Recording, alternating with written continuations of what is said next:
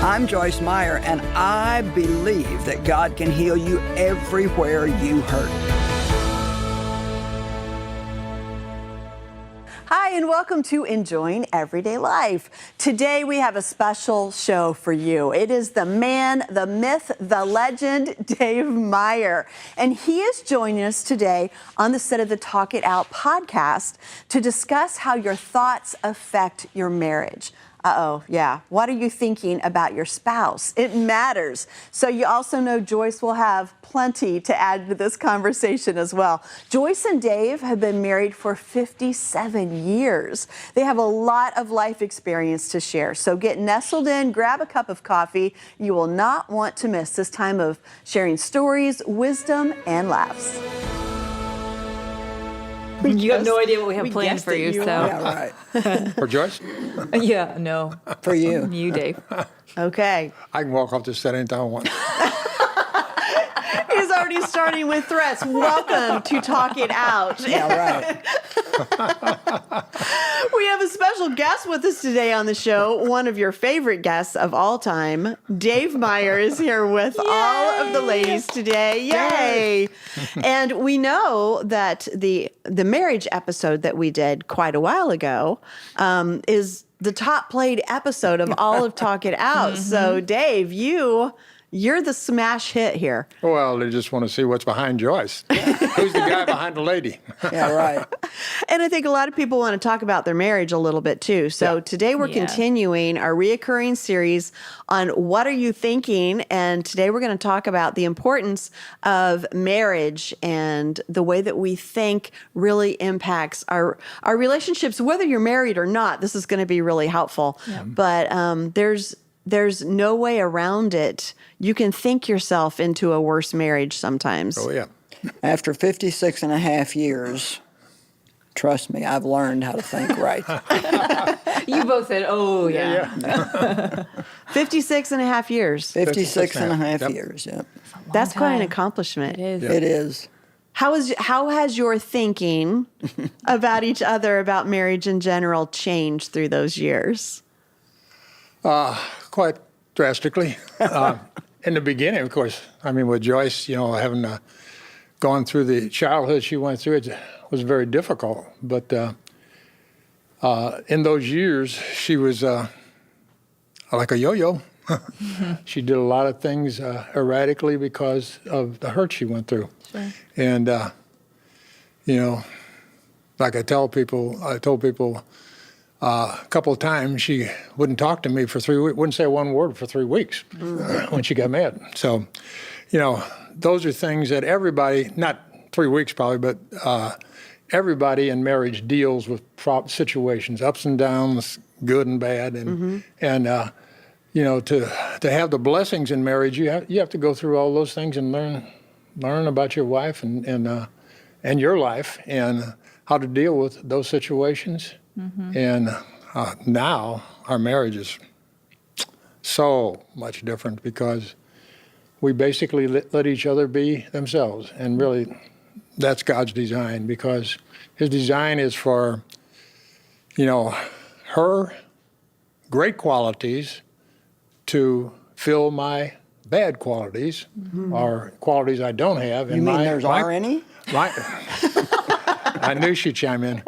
She was waiting for that one. Right. Are my good qualities to fill in her qualities. And in the beginning, she had a lot of tough situations and bad qualities that, I had to be strong enough to live through. And God, I can't say it was my effort or great ability, because God had prepared me for this all the young years growing up, and the relationship I have with him. And so she asked me the other day, she said, what do you think about marriage? I said, I don't think about marriage, I do marriage.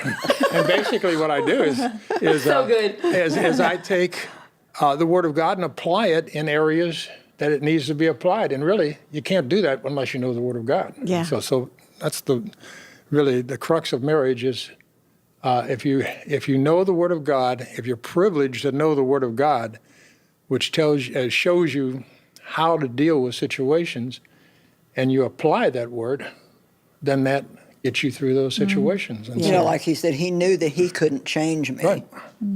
So he would pray. Yeah. Well, so there's a big thing right there. Yeah. Yeah. It's like, Because it'd be easy to think Yeah. she'll never change. Yeah. well, yeah, and he End of said, story. I think one of the most important things that Dave has said, I want to be sure we bring it out on this show, is that he said he knew in the beginning that marriage was forever. Yeah. Yeah. So he didn't start playing that game in his head, if you keep this up, Sure. I'm not going to stay. You didn't think about changing. No. Yeah, you that know was how an many option. you know how many people plan to get a divorce if things don't if this doesn't change, I'm out of here. I'm not going to put up with this if you don't change. And he never thought like that. He said this marriage is forever, and he knew he couldn't change me, which is the second biggest mistake that everybody makes, is they try to change each other. Yeah. And you can't It's an inside job. Yeah. You God, can't it's- possibly know somebody. Well, especially Dave and I, we had 5 dates and got married, so we didn't know each other at all, at all. I mean, I didn't even know Dave played golf, and that's like Oh man. a major part of our life now. And You've also said, though, that if you had more than 5 dates, that, it may not have worked out this way. he probably would have seen what he was getting and ran. I wouldn't have. That's so It was a sweet. supernatural intervention, really, Yeah. for He me to do. likes a I was challenge. looking, Yeah. like I said, I was looking for a wife at that time.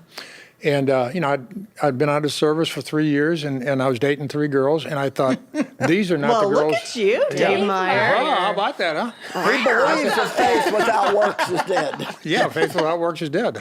I mean, you're not going to find the right one. You're going to sit around and hope they come your way.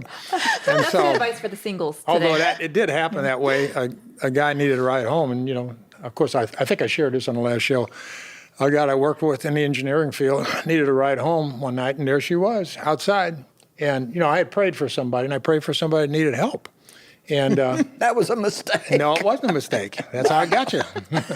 And so along comes Joyce. She's out there washing her car in short shorts, and I said, "Oh, she looks cute." And so back then you roll down the windows, hand rolling down. And It took a little while. I said, "Hey, after you're done washing that car, you want to wash mine?" And the first word comes out of her mouth is, "Buddy, if you want your car washed, wash it yourself." And so what went off of me was, that's the girl for me. That's the girl for me. And, that had to be supernatural. That for had to be happen. divine intervention. I mean, who would think like that? Yeah. But So when mean- she was a yo-yo in the beginning, Yeah. what did you up think? and down, up and down. Yeah. Did you think Well, about? no, I knew what she had gone through and why she was in this situation, Yeah. why her condition was that way. Now, it didn't make it, easy or anything, but it still gave me an understanding of where she was and why she was that Yeah, way. that's and huge. so that helped a lot, and like I said, I knew marriage, I've been raised in a Christian family, and I knew marriage was for life, and I believed that in my heart. And so that wasn't even an issue. So the next step was, okay, we deal with each situation as it comes up, and it's like anything in life, you learn by experience or growth, little by little, step by step. And so we learned about each other, and now our marriage is, a great marriage, and of course it has been for many, many years. It's a great marriage, and we never have an argument anymore. But I think we do occasionally, but he doesn't think so. well, So you argue about listen, in if the it's an beginning- argument or not. In the beginning, if we had words, I call it words. If we had words, I would, after we kind of got over it, I would never remember it. But she could remember things 2 years back. Oh, or 3 absolutely years we can. I mean, she had it charted, one thing after another. I mean, it would come out. Boom, boom, boom, boom, boom. Well, my memory's not that good anymore. Oh, that's why our marriage is so good. Something to look forward to for all of our marriages. He was like, where do you keep all this stuff stored? I thought, man. She has what an kind Excel you got a- spreadsheet. You got a computer for a mind. How do you remember all this stuff? Because when it's over, it's over. I just Yeah. forget it. It's done with, and so Yeah. go on. I remember when Dave came to me and he said, you know what, I've tried every way that I know how to make you happy. And you just don't want to be happy. So I'm going to be happy whether you are or not. Yeah. And that infuriated me because he would just go on and enjoy his life no matter how miserable I was. But it actually was one of the best things he did for me, because if you let an unhappy person make you unhappy, then you're codependent. Yeah.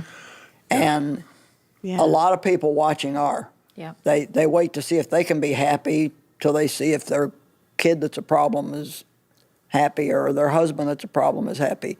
And each one of us is responsible for our own joy. Yes, we are. And so he went ahead and enjoyed his life. And eventually I thought it became an example to me.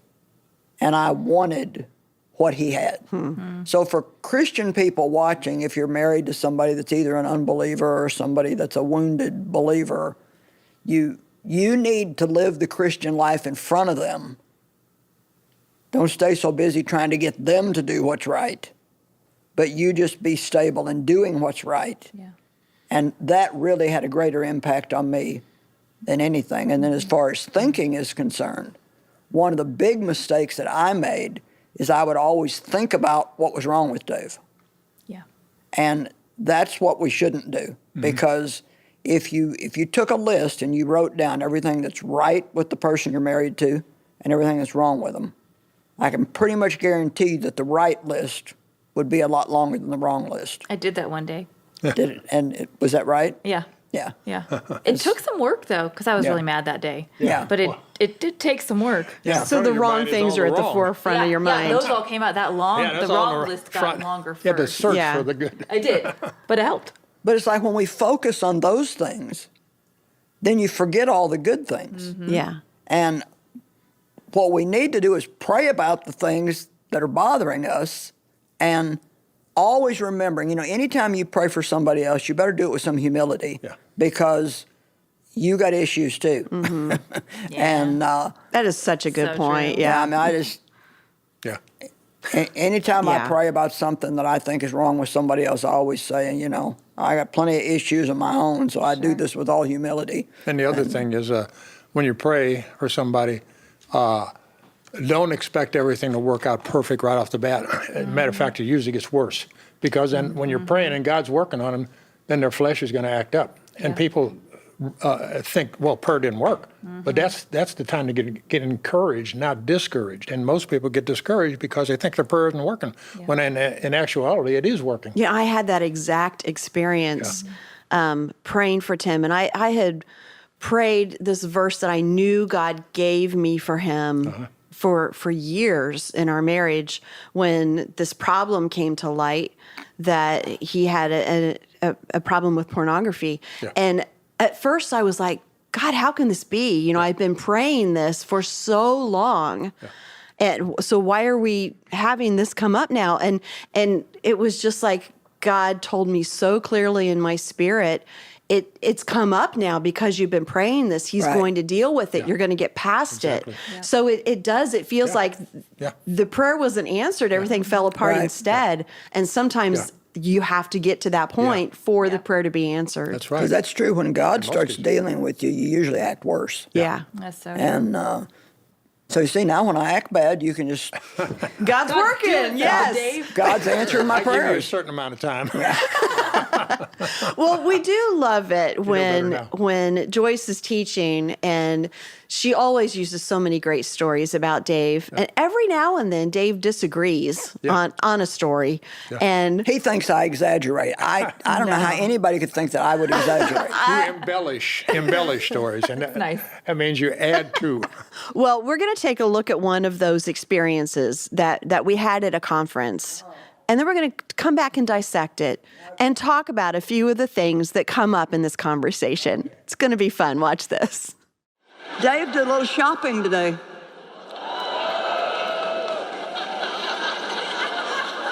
And he bought 2 paintings that he loved, and guess who didn't?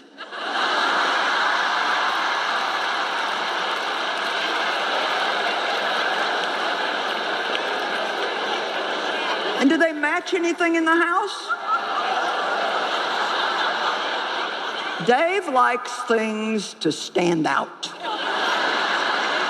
But the problem is he wants everything to stand out. So you go in a room and you think you're going crazy because it's all standing out.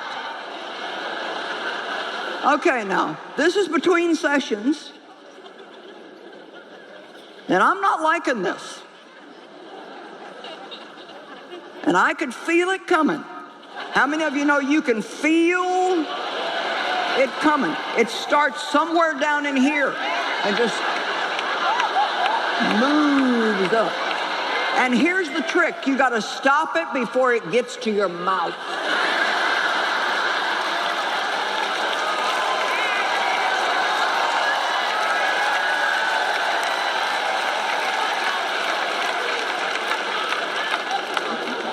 I didn't want the pictures.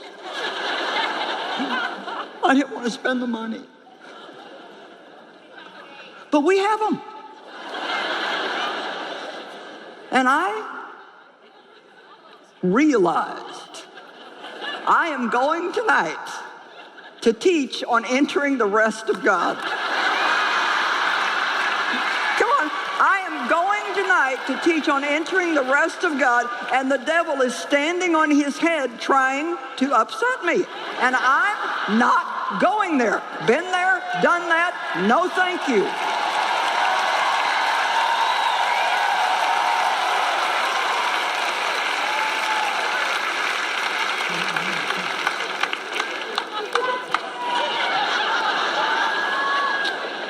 So he can just put his pictures in his room, in his office, lock himself in there, and just trying to figure out what to look at.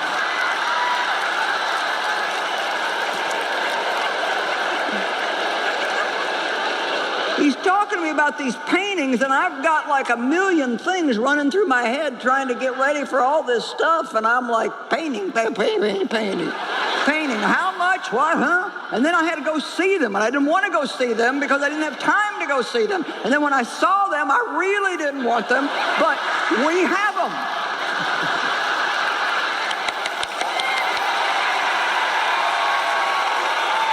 No.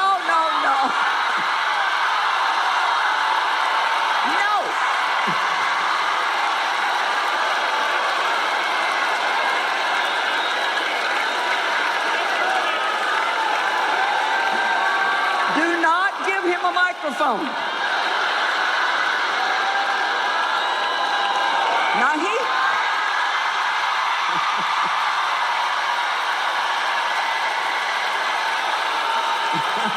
Hey,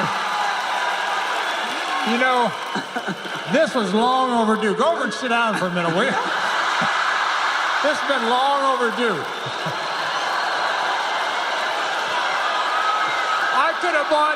I could have bought the most beautiful picture of Jesus, and she would have said, I don't like it.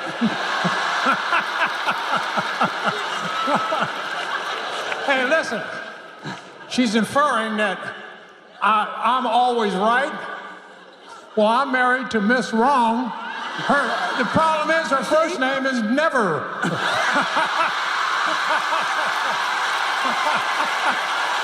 Come on, ladies, help me. Dave was just saying that you still love those paintings. Yeah, right? I still don't like them. Do you still have them? Oh, yeah. Oh, yes, absolutely.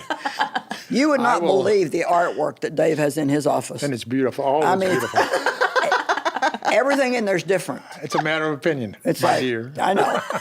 He'll have like a snow-covered mountain and a big sunset, and A sunset? What sunset? but he does have a lot of pictures of me, so that kind of levels it out. Helps counter it all. Does counter it. So let's talk about some of the things that came up in that conversation. Well, so one thing that came Yeah. up is now I have freedom to get as many pictures as I want. Yeah, I did hear that. Because if she didn't learn her lesson, I have to keep going, to help teach her. it's your duty to It's your help with duty, this. yeah. He always tells me that God had him marry me to crucify my flesh, and I said, you're not far from wrong. That's a portion of it, yes. The difference of opinion has been one that's come up for us quite a bit, especially in 2020. So everybody's opinions about everything. Everybody was talking about their opinions. Big opinions. Big opinions. And that was also a year that Mike and I started going through some really difficult things. So it exacerbated our difference of opinions. Yeah. And he had a really difficult time with the fact that I didn't agree with him on everything. He told me later that it made, excuse me, Dave. He said it made, like for bigger things, it made him feel unsafe that I didn't think exactly like he thought because he thought that meant we weren't unified. And I said, no, I just have a different opinion and it's okay. So I remember reading your book about loving people who are hard to love. It came out around then. And there was a couple pages you talked about how you have to learn that it's okay to disagree, like agree to disagree. And I highlighted it and I took a picture and sent it to him. And I said, this is what we need. Because I think it's not intuitive to just be okay with that. Yeah. Well, she was that way.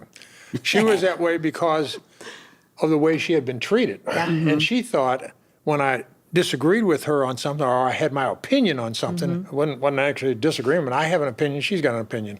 You know, if there's something where we don't have the same opinion, I'm not saying her opinion is wrong, but I have the right to my opinion. Yeah. And so she felt like I was saying her opinion is wrong by voicing my opinion, which is not really the truth. It's it would help though if you said you could be right. So that doesn't hurt. Yeah, sure. Over a period of time, I did. I said that. I said, you have a right to your opinion. I have a right to mine. And over a period of time, you know, she has, you know, saw that, you know, because I can see why she couldn't at first because of the way she was treated all her young life growing up. But then after a period of time, she realized that she was doing that. And I felt set her free. rejected. Yeah. If he didn't agree with my opinion. And God had to teach me that just because he rejects your opinion doesn't mean he's rejecting you as a person. Yeah. And those are hard to sometimes separate. Right. Yeah. Yeah. Oh, that's good. I remember having similar things in our marriage where, you know, we're just very different, whether it's opinions or just the way that we handle things or whatever. And I remember thinking, I wish he was more like me, which is that's a terrible thing to think. I mean, but you are great. So thank you. And I love you for that. But there are so many things that he brings that I need. Yeah, right. And like you guys were talking about earlier, filling in for one another. But that thought of, I wish he was more whatever. Yeah. I wish he was less whatever, instead of appreciating what God puts in him and how we complement each other and how he really does help take me places, balance things out, you know, that I wouldn't go without him. Yeah. So that thought process, whether it's just opinion or we're meant to be different. That's the whole point. Yeah, most people marry opposites, you know. Yeah. And that's the reason is because the strengths that you need, they have. And the weaknesses that you have, you know, they fill. Yeah. Tim and I have one that's very similar to you guys too, and that's that I'm a storyteller. Like I've been accused of exaggerating, maybe once or twice. Most women do. And probably. But at the same time, I'm a condenser, so you know I want it to have a point. Sure. Tim is a detail man. You know, he's an engineer, so it's all about the details and the stories. I can gloss over, and at some point, I'm just like, get to the point. You know, I don't need the whole spreadsheet. That's exactly the way I am. Everything that's happening. But I have also learned to appreciate some of the things that I could gloss over and miss that he brings out and he holds on to. So, but that's taken some time too. I told her, you know, you don't like detail, yet when you teach, you teach with detail. Yeah. And so, you know. Yeah, it's interesting. You can't have it both ways. Yeah. I'm a bottom line person. You know, I can go through a museum in 30 minutes and Dave